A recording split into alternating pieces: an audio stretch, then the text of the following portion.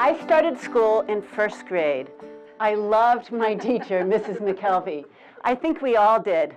She was young, vibrant, and wore bright red lipstick.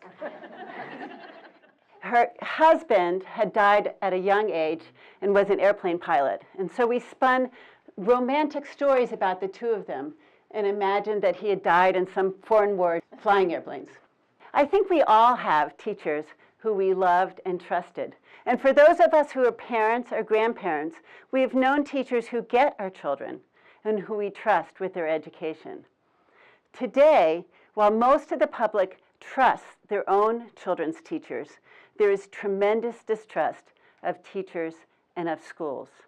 I would suggest that is that unexamined distrust that has eroded public education and that is making it very difficult for us to enact lasting educational change. And the question is, what is the source of this distrust of teachers, of schools, and of even schools of education? To give you an example of how this has happened, to illustrate what I mean, I'm going to tell you a story of a battle over a public school in Chicago. So in 2015, a coalition of community activists staged a 34-day hunger strike to protest the closing of Dyett High School.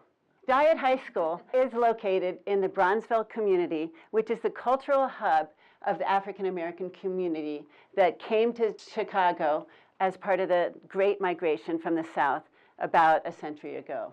The last open enrollment high school, Dyett High School, was slowly losing its students due to great demographic changes because of changes in housing policy and a dramatic decline of students in the area. By 2005, there were only 12 students left in the graduating class because of rumors that the school was about to close. At the same time, a committed group of community activists was working to re-envision the school as a neighborhood school focused on green technology. So what happens to a school that has been a part of a community center when it is closed? And what do we do about it? So a few years before the school closed, in Chicago, there is 50 schools that were closed at a single time. This was an incredible number of schools, unprecedented. And most of these schools, as Trent has told us, were located in predominantly African American neighborhoods. This hunger strike happened because of the sudden closure of this school when a community group who had been working in the school, as I said, suddenly was told that the school was closed without consulting them. And this obviously caused tremendous distrust between the community and the public school. But it wasn't only this relational distrust that was the cause of this problem. It was a history of distrust between the district and the community. This hunger strike happened also because of the tremendous belief in education in this community of Bronzeville and throughout the Black community in Chicago and across the country. After 32 days, the hunger strikers called off the hunger strike because of the health concerns of some of the older members of the hunger strike. At that time, when the hunger strike was called off, there was still unresolved distrust and unresolved issues. Because of the great publicity of the hunger strike, the mayor and the school board were aware of the strike and reached out, although belatedly, to the community. But the distrust and the issues were still there. The history of this hunger strike ran deep.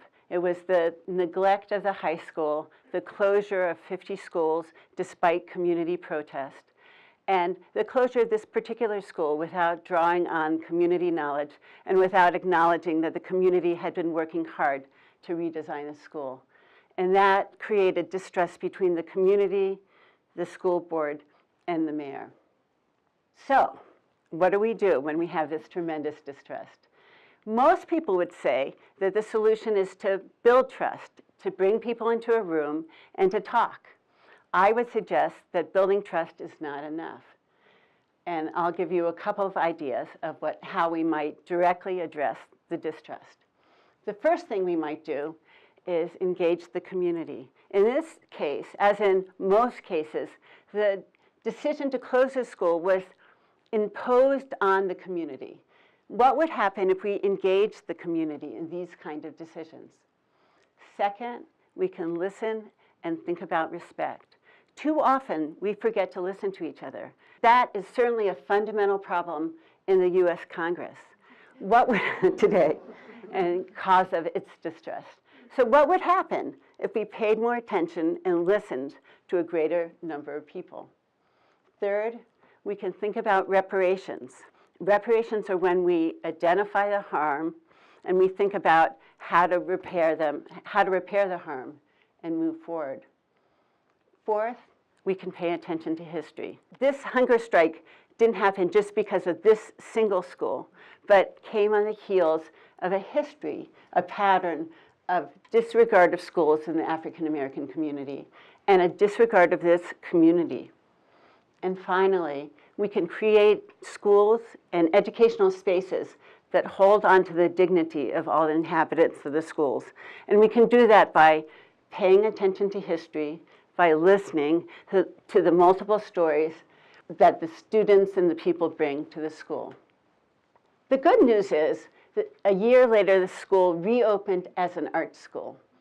The school had a new staff along with 3 teachers, a dance teacher, a visual arts teacher, a digital media teacher, and a library filled with light and books, new dance rooms with bars and mirrors, and rooms to create theater sets and dance sets.